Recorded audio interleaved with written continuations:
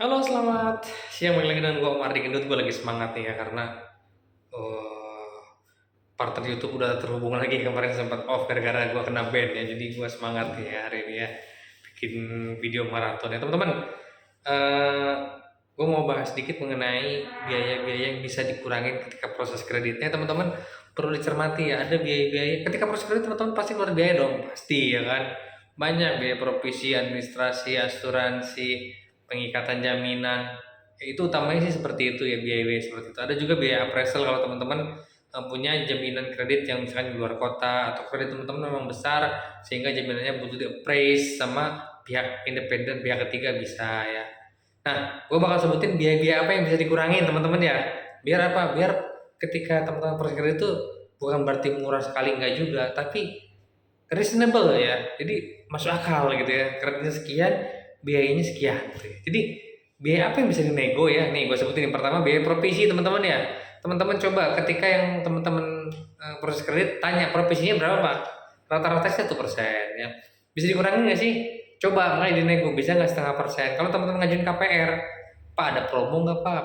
Promo biaya provisi. Kan biasanya KPR tuh banyak tuh ya produk-produk KPR. Biasanya ada promo-promonya sendiri ya. Coba tanya provisi bisa dikurangin nggak? Berapa sih? Paling rendah biasanya provisi 0,25 atau 0,5 lah ya.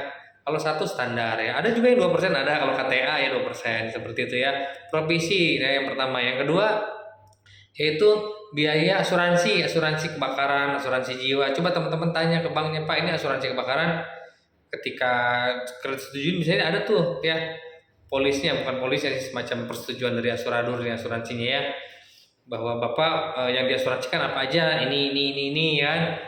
Nah teman-teman tanya tuh ke banknya, Pak yang diasuransiin saya apa aja Pak ya selain jaminan, misalkan stoknya kan, Pak stoknya aduh mahal Pak biayanya boleh nggak dikurangin, bisa teman-teman ya. Asuransi kebakaran bisa teman-teman kurangin ya, caranya apa, nego sama pihak asuransinya sendiri ya, Pak ini asuransinya kalau bisa jangan segini Pak, preminya kurangin persentasenya, mungkin kan teman-teman ya, lumayan loh teman-teman ya, tanpa mengurangi apa nilai resiko yang ditanggung asuransi.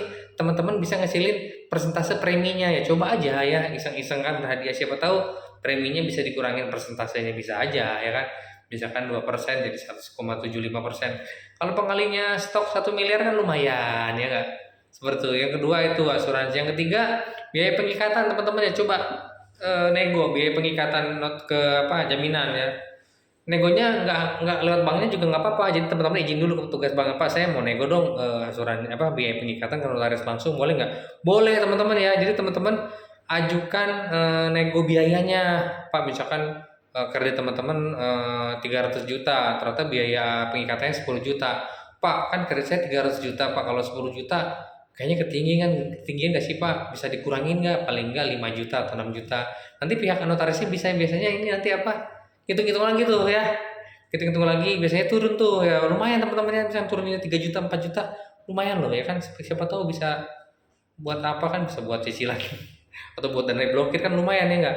Jadi tiga hal itu ya yang bisa teman-teman nego mengenai biaya proses kredit ya, provisi, asuransi, pengikatan notaris bisa tuh. Atau juga misalkan teman-teman yang keempat itu adalah biaya appraisal jaminan teman-teman ya, bisa nego bisa ya kan.